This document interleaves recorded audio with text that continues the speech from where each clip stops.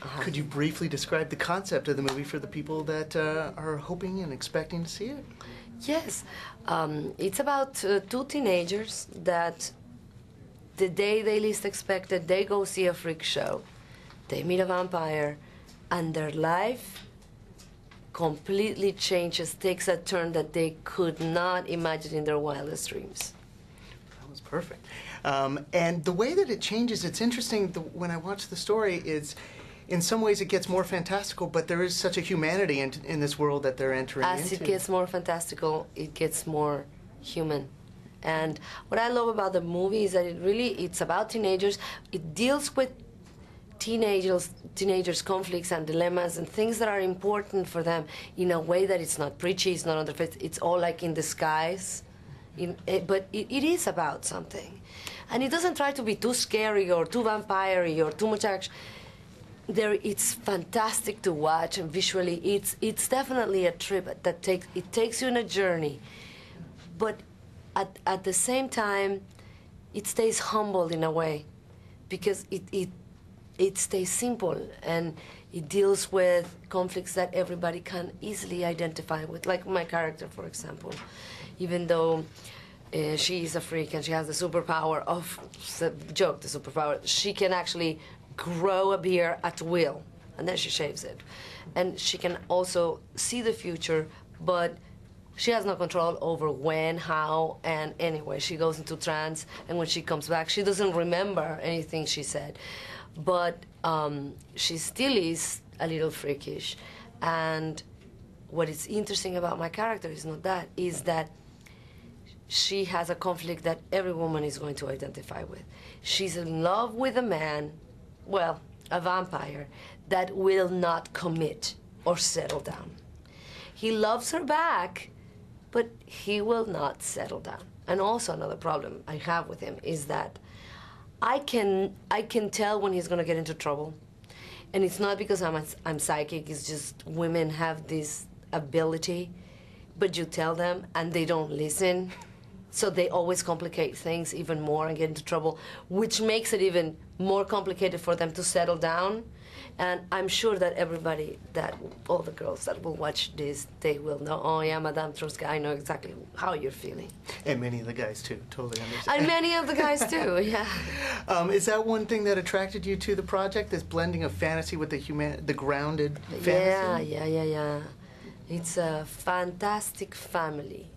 That they are a fantastic family.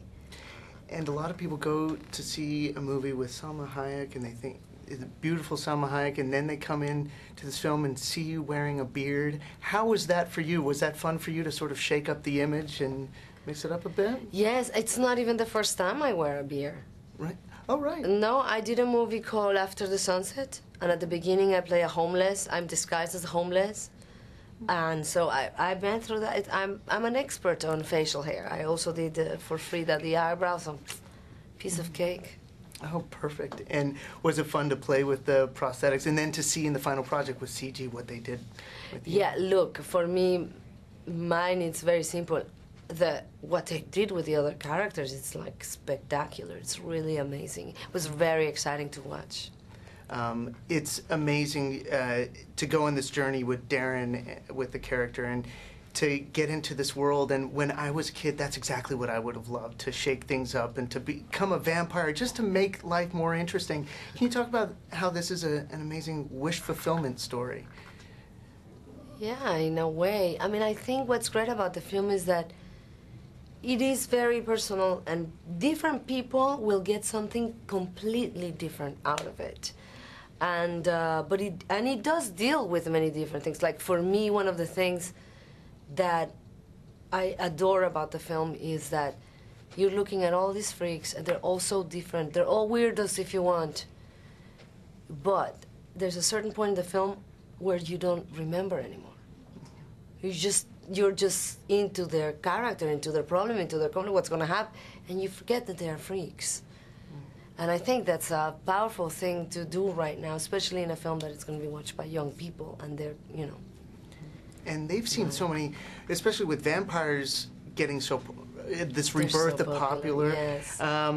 how does this shake up the mythology? It really sort of humanizes them in a way, and also adds to the mythology with the flitting and the spit. And I think it's a mythology that it's been used so many times, you know, it's for so many years, and I think it's refreshing that we get to see a different kind of story with the vampires. And finally, this is the big question: what can audiences expect to see? What are they in for when they see this movie? I don't think that. I think what it's great is that even though I have my psychic powers, it's not one thing for sure. It's not very manipulative. I think that, like I said, everybody will get something different. Perfect. Thank you so much for the time. It was a Thank you. pleasure to meet you. Thank you.